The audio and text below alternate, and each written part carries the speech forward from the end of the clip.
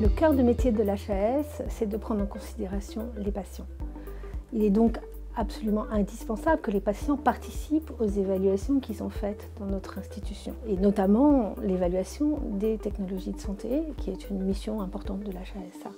Et dans ce cadre, la HAS propose différentes formes de contribution des patients et des usagers aux évaluations des technologies de santé.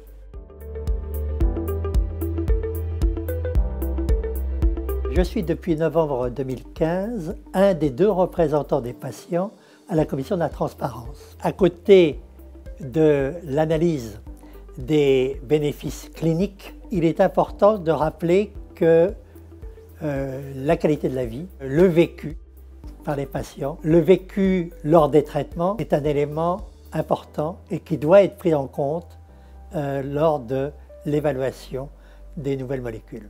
La prise en compte de ces éléments peut bien entendu corroborer, mais aussi quelquefois infléchir le choix des cliniciens.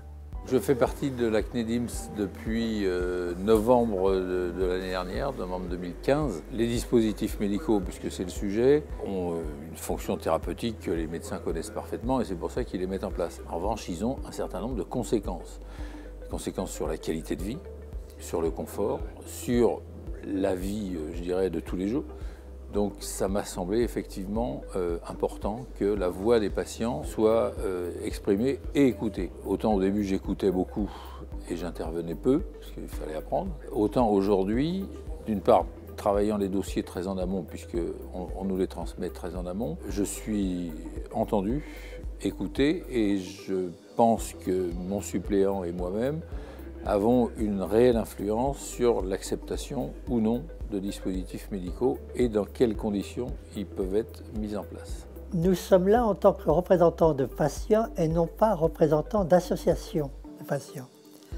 Donc nous ne sommes pas là pour défendre une pathologie par rapport à une autre. Le représentant du patient est là pour insister sur la qualité de la vie. Supposons qu'un nouveau produit permette de réduire le nombre d'injections journalières, une injection toutes les 6 heures, jour et nuit, en 2 injections par jour, c'est-à-dire une toutes les 12 heures.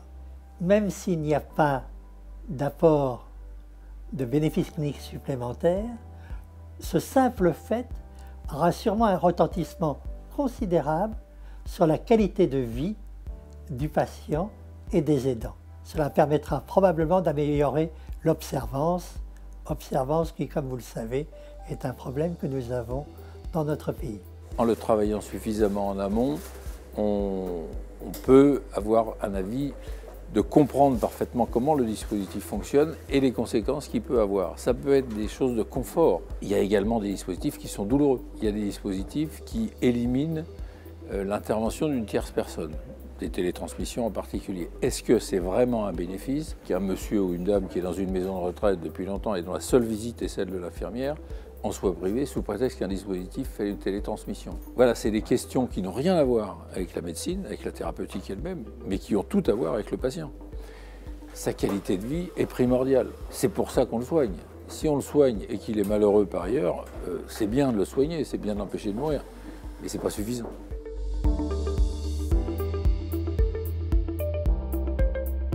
La HAS lance un nouveau dispositif de contribution des patients et des usagers dans l'évaluation des technologies de santé.